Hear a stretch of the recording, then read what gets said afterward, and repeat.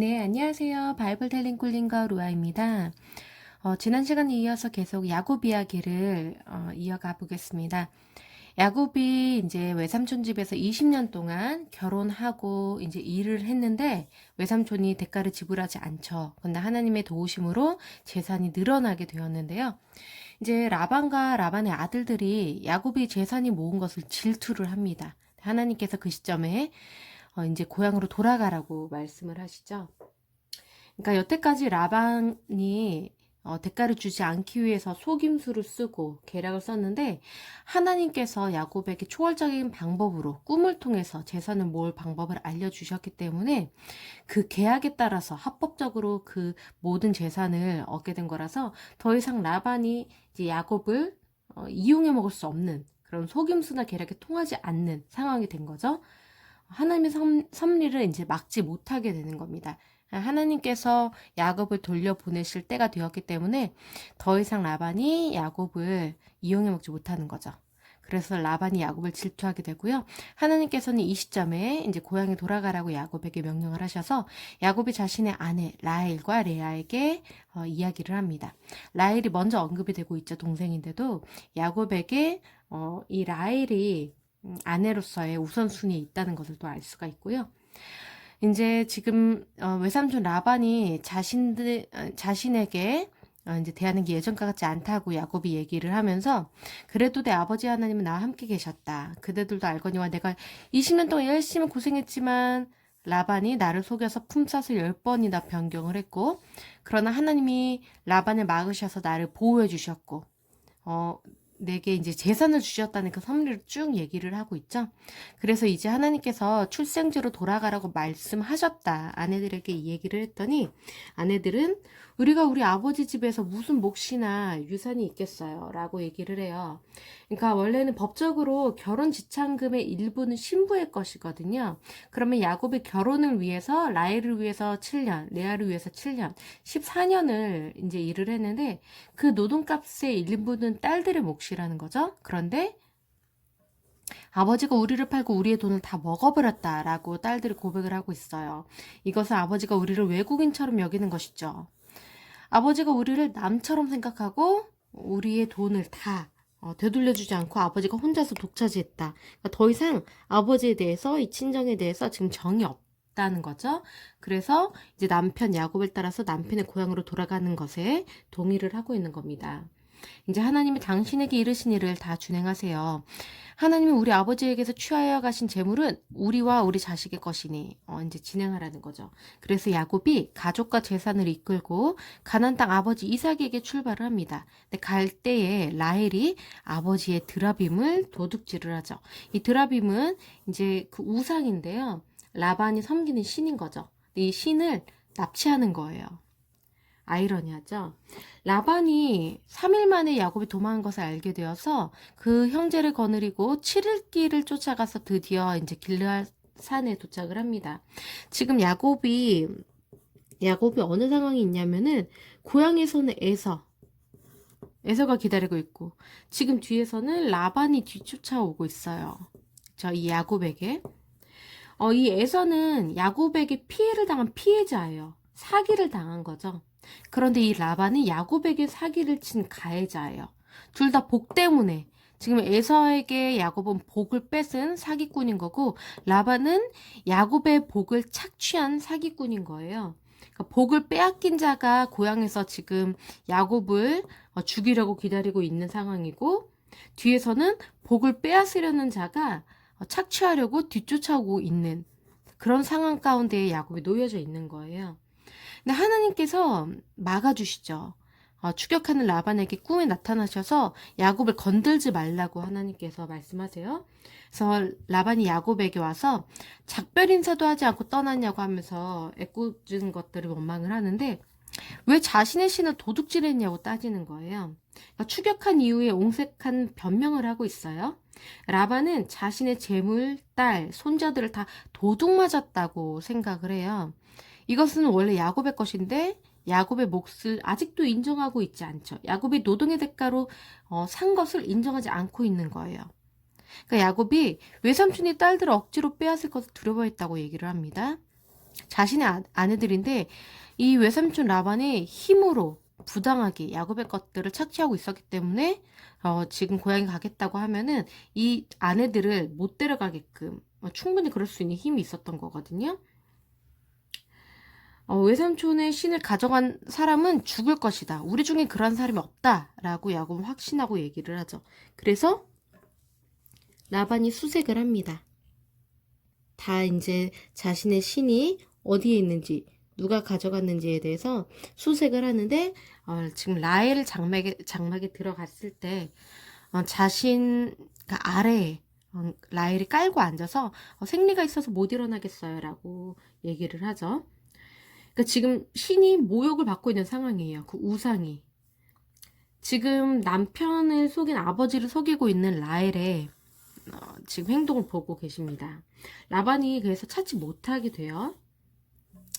그러니까 이 야곱이 이삭 아버지를 속였던 것처럼 이 라헬도 똑같이 어쨌든 아버지를 속이고 있어요. 야곱이 라반이 찾지 못하니까 이제 그제서야 막 폭발해가지고 서러움이 내가 도대체 무슨 죄를 지었길래 이렇게 추격해 왔냐면서 화를 내요. 20년 동안 내가 고생해서 충성을 다해서 일했는데 얼마나 힘들게 일했냐. 날씨가 구주나 지금 뭐 들짐승에게 내가 지키던 그 삼촌의 양들이 뜯기면은 죽음을 당하면 그것도 내가 다 물어내지 않았냐고 내 몫에서. 그러니까 원래 공격받은 가축은 책임지지 않아도 되거든요. 그런데 그런 가축 피해도 보상을 다 했다는 것은 이 야곱이 자신이 해야 될 의무 이상의 것을 외삼촌에게 제공하면서 충성을 다하고 굉장히 열심히 일을 했다는 거죠. 그런데 외삼촌은 적절한 대가를 주지 않고 부당하게 행동을 했다고 지금 따져요. 하지만 하나님께서 나와 함께 하시기 때문에 외삼촌은 어젯밤 꿈에서 책망을 하셨다라고 얘기를 하고 있어요.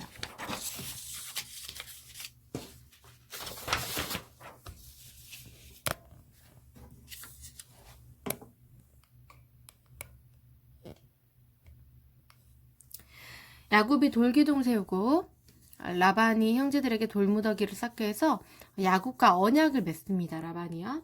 그러니까 서로 지금 평화 조약을 맺고 있는 건데 라반이 야곱에게 요구를 하는 거예요. 너가 데려가는 내 딸들, 내가 2딸을 주었는데 너의 아내로 이 딸들을 고향에 데려가서 박대하거나 또 다른 여자를 아내로 맞이하면은 하나님의 증인이 되실 것이다. 그렇게 하지 말라라고 하는 거죠. 그리고 이 돌무더기와 돌기둥이 증거가 되니까 이 무더기를 넘어서 나에게로 와서 나에게 원수 갚지 말고 나도 넘어가지 않겠다 하면서 서로 평화 조약을 지금 짓는 거예요. 야곱이 하나님을 가리켜서 맹세하고 산에서 제사를 드리고 형제들을 먹이고 라반이 작별하고 이제 돌아갑니다. 이런 지금 서로 나에게 원수를 갚지 말라고 조약을 이제 요구를 했다는 것은 벌써 라반이 이제 열세하다, 이제 패소했다는 것을 의미하죠. 하나님은 지금 야곱의 편에 계시기 때문에 또 라반이 그것을 확인했기 때문에 두려움에 사로잡혀서 원수를 갚지 말라고 얘기를 하고 있는 거예요. 그래서 조약을 체결을 하죠. 라반은 뒤쫓아온 그 목적, 지금 야곱을 치고 야곱에게 복수를 하고 자신의 것이라고 아직도 생각하는 내 딸들과 손자들을 데리고 돌아가려는 그런 목적이 있어서 뒤쫓아왔던 건데 빈손으로 돌아가게 되죠. 하나님으로 인해서. 하지만 야곱은 빈손으로 이 땅에 왔다가 풍성하게 지금 고향으로 돌아가는 겁니다. 그래서 지금 지도로 보시면은 지금 이쪽에서 아버지 이삭이 있는 곳에서 이렇게 갔다가 외삼촌에게 갔다가 다시 돌아오고 있는 지금 상황인데요. 여기 길르앗에서 이쪽에서 지금 라반과 조약을 맺고 야복강을 건너야 되는 그런 상황이에요.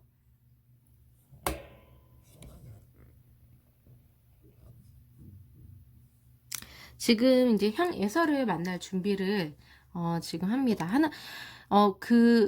가나안 땅에 들어오자마자 하나님의 군대를 제일 먼저 만나요. 그러니까 야곱이 길을 가는데 하나님의 사자들을 만나게 되거든요. 야곱이 그들을 볼 때에 이는 하나님의 군대다 이렇게 얘기를 하면서 그 땅 이름을 마하나임, 즉 두 진지, 큰 군대라는 뜻이에요. 그 땅에 있는 하나님의 진영이라는 뜻이죠. 그 베들 땅, 하늘 문이라는 의미가 있는데 이 땅에 하나님의 사자를 다시 목격을 한 거죠. 이 땅에서 여호수아가 나중에 이 땅에 가나안 땅을 다시 정복하러 들어올 때에 이 땅에 처음 발길을 들여놨을 때에 마찬가지로 하나님의 천사와 마주하게 되죠. 여호수아가. 그 본문이 여호수아 5장 13절부터 15절에 있습니다. 그래서 지금 형에게 바칠 선물을 준비를 합니다. 야곱이 자신의 형이 아직도 자신에게 원한을 품고 있다고 여기고 있기 때문에 굉장히 지금 두려움에 떨고 있어요. 그래서 형 에서에게 사자들을 보내면서 심부름을 시킵니다. 내 형에게 이렇게 말해라. 주의 종 야곱이 내가 라반과 함께 살면서 지금까지 있었는데 내게 소, 나귀, 양떼, 노비 많은 재산이 있으니까 이것을 내가 드리겠다 하면서 지금 선물을 계속해서 보내려고 하는 거예요. 그런데 그 심부름꾼들이 다녀와서 보고를 합니다.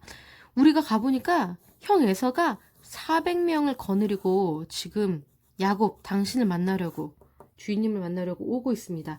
이 400명은 그 당시 표준 군대 규모 수예요. 그러니까 지금 자신을 치려고 오고 있다고 여길 수밖에 없겠죠. 사실 에서도 400명이나 동행하고 왔다는 것은 이 당시에는 이 시점에는 지금 야곱에 대한 어떤 감정이 여전히 남아있는 상태라고 유추해 볼 수도 있겠어요. 야곱이 심히 두렵고 막 답답합니다. 이제 죽음 앞에 놓인 상황인 거죠.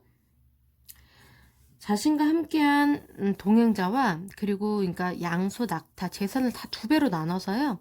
에서가 와서 한 대를 치면 남은 한 대는 피할 것이다 라고 하면서 지금 대책을 마련을 하고 있어요.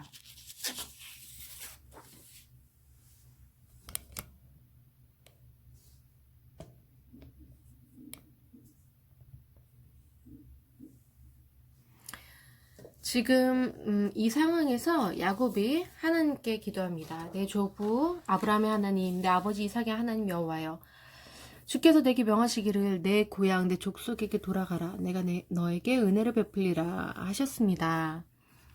나는 주께서 주의 종에게 베푸신 은혜와 은총과 모든 진실하심을 조금 더 감당할 수 없으나 내가 지팡이만 가지고 이제 갔었는데 지금은 주때나 하나님의 은혜로 많은 재산, 많은 그 자식들을 데리고 이렇게 온 것은 하나님의 은혜입니다 라고 얘기를 하고 있죠. 하나님의 은혜를 고백하면서 간구를 하고 있어요. 하지만 내 형 에서의 손에서 구해 주십시오.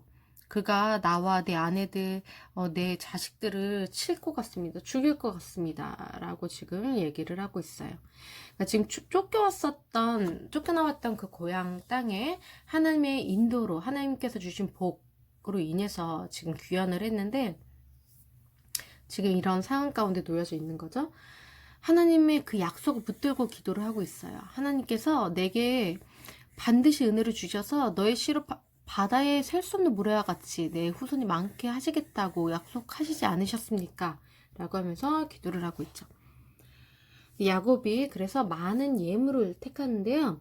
이게 지금 에서에게 바친 이 예물이 한 550마리의 가축인데 이 규모는 성읍들이 타국 왕에게 바친 곡물보다 더 큰 규모입니다. 엄청나게 많은 곡물을 바치고 있는 거예요. 그래서 이 선물들을 각각 때를 나눠서 조금씩 계속해서 이제 보내는 거예요. 그래서 에서가 그러니까 자신의 종들에게 야곱이 이 가축들을 맡겨서 이제 자신보다 앞서서 이제 가지고 가게끔 하거든요. 그래서 에서가 이거 누구 거냐고 물으면은 야곱의 거고 이거는 에서 형에게 보낸 예물입니다. 야곱도 뒤따르고 있습니다라고 대답하라고 지금 시키는 거예요. 그래서 둘째, 셋째 각 때가 이제 계속해서 그 행렬이 이어지는 거예요. 야곱의 생각은 내가 내 앞에 보내는 예물, 이 선물로 형의 감정을 푼 다음에 이제 만나면은 형이 나를 받아줄 수도 있을 거야. 라고 이제 생각을 하는 거고 꾀를 부리는 거죠. 형의 감정을 풀다, 그러니까 그의 얼굴을 덮다라는 원어와 의미가 있는데 얼굴의 분노를 없애다 라는 뜻이에요. 마치 종교적인 희생 제사를 치르는 것처럼 나의 죄를 덮을 만한 어떤 그 예물들을 계속해서 보내어서 그 형의 분노를 풀겠다라는 의도가 있는 거죠.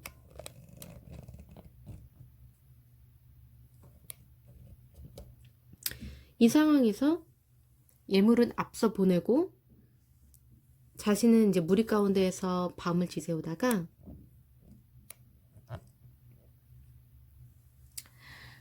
밤에 일어나서 두 아내와 두 여종과 11 아들을 마지막으로 다 야복가루를 건너게 하고 자기는 혼자 남았어요.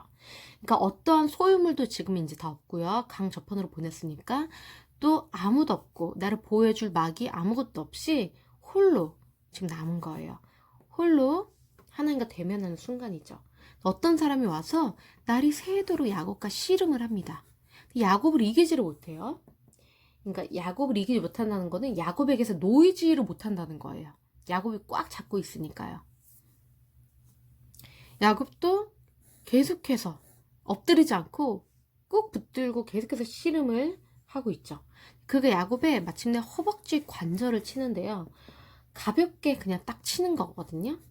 근데 이 허벅지 관절이 씨름꾼의 그 힘의 축이 되는 부분인데요. 골반 부위의 중심 힘줄이에요. 이걸 치게 되면은 제대로 걸을 수가 없는데, 친다는 거는, 이게 어긋났다는 거는 찢어졌다는 거고 파열되었고 마비됐다는 거거든요. 날이 새니까 이제 내가 갈 수 있게 날 놔라 라고 얘기를 하는 거죠. 하나님을 본 사람은 아무도 살 수가 없잖아요. 날이 샌다는 거는 밝아오니까 이제 누군지 그 얼굴을 보게 되는 거잖아요. 그 상황이 오기 전에 내가 가겠다는 거거든요. 그런데 야곱은 당신이 내게 축복하지 않으면 가게 하지 않겠습니다 라고 지금 계속해서 붙들고 늘어지고 있어요.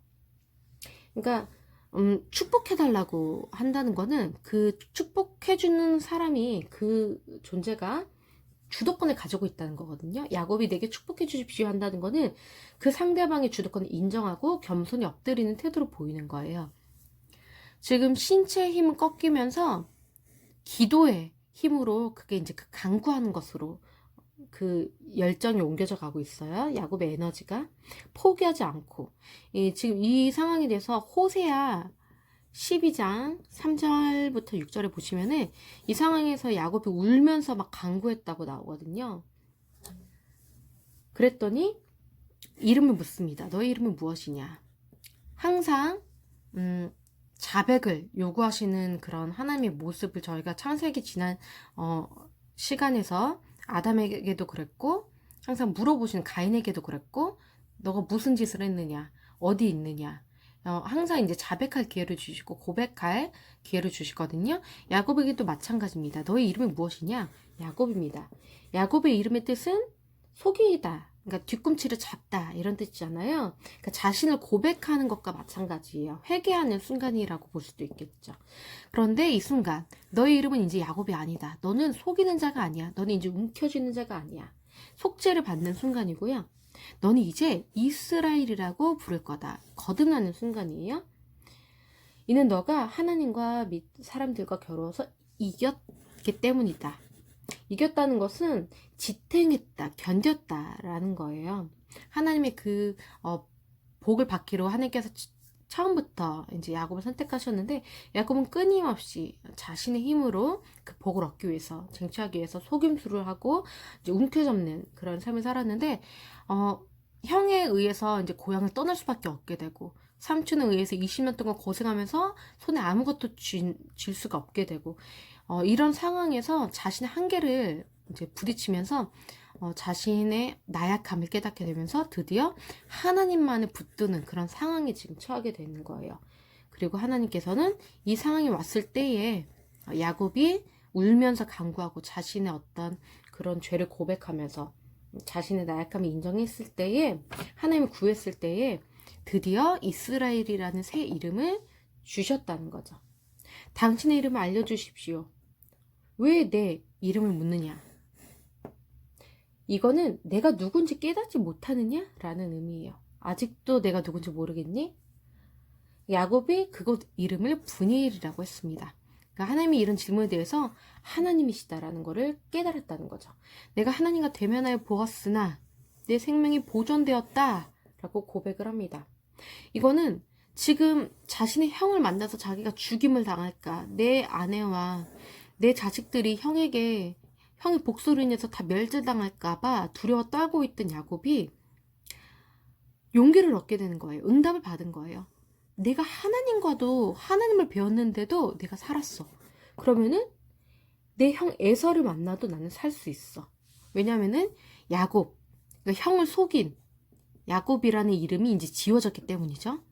이스라엘이라는 새 이름을 얻은 새 사람이 때문에 하나님의 사람으로 거듭났기 때문에 이 야곱이라는 이름을 가진 이 죄인을 쳐야 되는 에서에게 복수를 받지 않아도 될 수 있을 그 보호를 하나님께로부터 받게 된다는 거죠.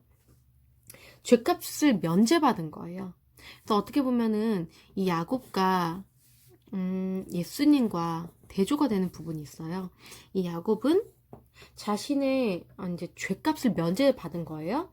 그러니까 죄인의 이름을 없애고 야곱이라는 죄인의 이름 대신에 이스라엘이라는 새 이름을 얻었어요. 하지만 예수님께서는 하나님의 아들이신데 십자가에 달리셨을 때 유대인의 왕이라는 명패를 단 십자가에 달리셨어요. 죄인의 이름을 달고. 유대인이 이스라엘 사람이잖아요. 이 야곱의 후손인 거잖아요. 이 죄인의 후손의 이름으로 죽으신 거예요. 그래서 저주를 담당하신 거죠. 야곱은 자신이 받아야 될 이 저주, 이 벌을 면제받았는데 예수께서 이 이스라엘 후손들, 우리 인류를 대표되는 이 유대인의 왕 대표로서 이제 십자가에 달리신 거죠. 야곱은 12 아들을 낳게 되었지만 예수님께서는 새로운 12 제자를 양성을 하시죠.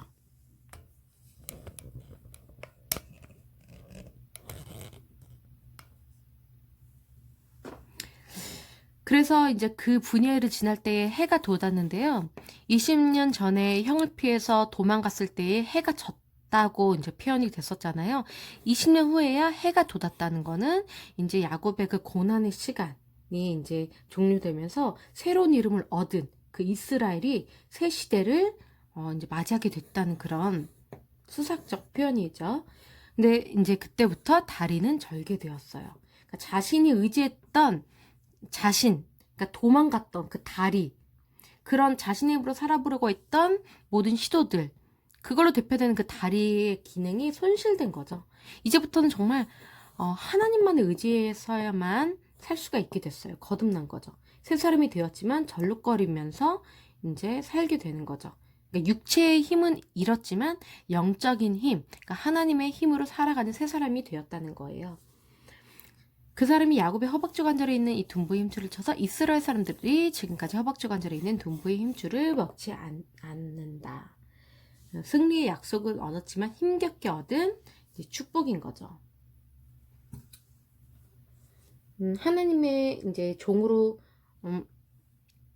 그전에는 내가 복을 받겠다 해서 이 형 에서를 속이는 그런 태도로 보였다면 이제는 하나님께 속한 하나님의 종으로서 사람의 종으로서 겸손해지는 야곱의 모습을 볼 수가 있어요. 이 야곱이 에서 형을 만날 때에 이제 겸손한 태도로 형을 대하거든요. 그러니까 장자권을 내가 쟁취하겠다고 야곱이 형을 속였을 때는 위협을 받았어요, 목숨을. 그런데 내가 형의 종입니다. 나는 아무것도 아닙니다.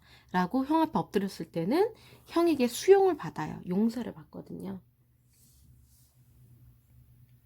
근데 이건 나중에 요셉도 마찬가지인데요. 요셉도 형들에게 내 꿈이 이제 별들 중에 내 별에게 다 절하더라. 내 볕단에 형들의 볕단에 절하더라. 이런 꿈들을 막 얘기했을 때는 형들에게 미움을 받아요. 하지만 나중에 이 세상을 섬기고 그리고 이제 그 형들을 먹여 살리는 그런 종의 역할을 수행했을 때는 용서가 이루어지고 이제 합의가 이루어지는, 평화가 이루어지는 그런 상황을 볼 수가 있죠. 그래서 겸손이라는 키워드도 이 야곱 이야기에서, 요셉 이야기에서도 저희가 이제 묵상해 볼 수 있는 키워드입니다. 형 에서와 이제 상봉을 하게 되는데요. 에서가 400명의 장정을 거느리고 오는데요. 이 400명은 이제 상당한 규모의 군대 수라고 말씀을 드렸죠. 근데 여종들을 이제 맨 앞줄에 두고요.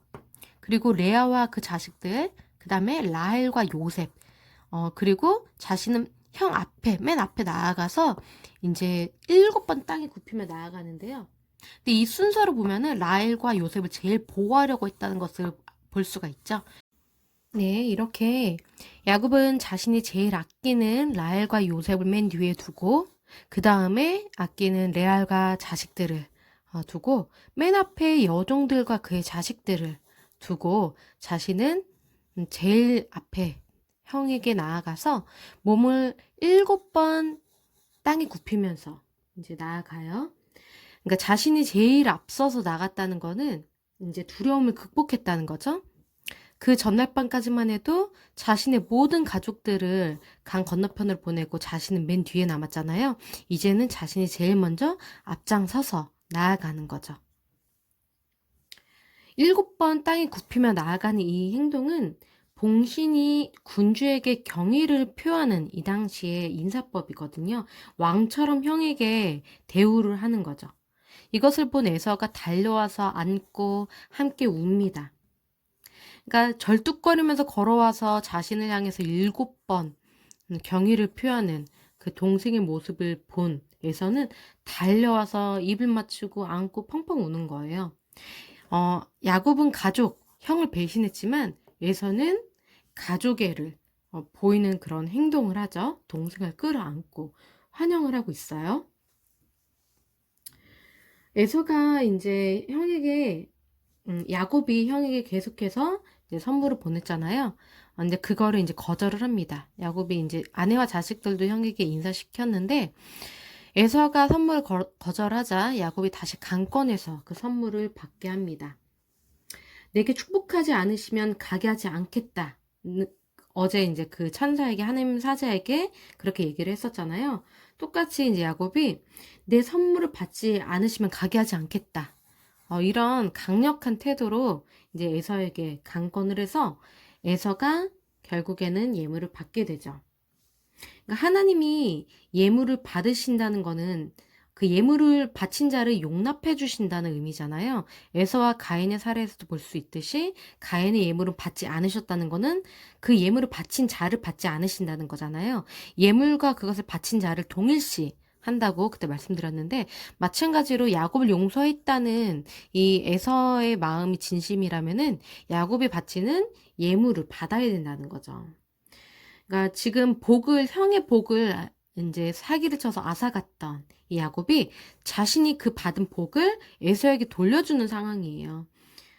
그 복을 형에게 돌려주고 그를 섬길 준비가 된 태도로 보여주는 겸손해진 야곱의 모습을 볼 수가 있죠.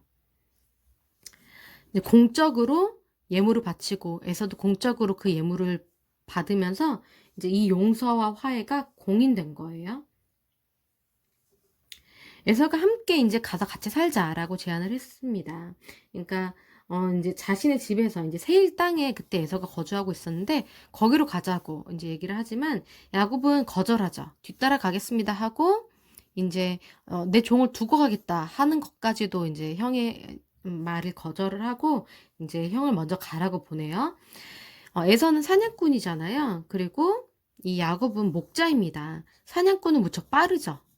말을 타고 사냥을 하는 무리잖아요. 하지만 이 목자들은 양을 이제 치면서 양을 앞세워서 이렇게 돌보면서 가야 되기 때문에 굉장히 느리거든요. 에서와 야곱은 이미 동행할 수 없는 그런 상황이 되어 버린 거예요.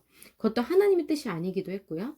그러니까 이미 에서도 이제 일반적인 하나님께서 주시는 복을 받은 상태예요. 사냥을 통해서 전쟁을 통해서 복을 받은 것을 볼 수가 있어요. 풍족하게. 그래서 이제 야곱에게 원한이 없을 수도 있어요. 만약에 에서가 힘들게 살고 잘 되지 않았는데 야곱이 엄청난 예물을 가지고 복을 받아서 이제 돌아왔다라고 한다면 상황이 달라질 수도 있겠지만 지금 에서는 세일 땅에 자리를 잡고 사냥을 통해서 전쟁을 통해서 잘 살고 있는 상황이었고 반대로 이제 자기가 왔을 때는 돌아온 동생 야곱이 이제 한쪽 다리도 절뚝거리면서 굉장히 초췌한 모습으로 나타났고 또 자신에게 대항한 태도가 아니라 엎드리면서 왕에게 하는 그런 7번 땅에 굽히면서 절을 하는 겸손한 태도를 보여줬기 때문에 야곱을 내친 동생을 죽이거나 복수할 이유는 없었던 거죠. 더군다나 이 당시에는 아버지 이삭이 살아 있었잖아요. 내 아버지가 돌아가시면 바로 죽이겠다고 에서가 앙심을 품었었는데 이때 앙심이 있다고 하더라도 죽일 수 없는 게 이삭은 이때 지금 살아 있거든요. 그래서 지금 이렇게 함께 협의를 통해서 갈라지게 됩니다. 오늘은 여기까지 하고요. 다음 시간에 계속 이어나가겠습니다. 감사합니다.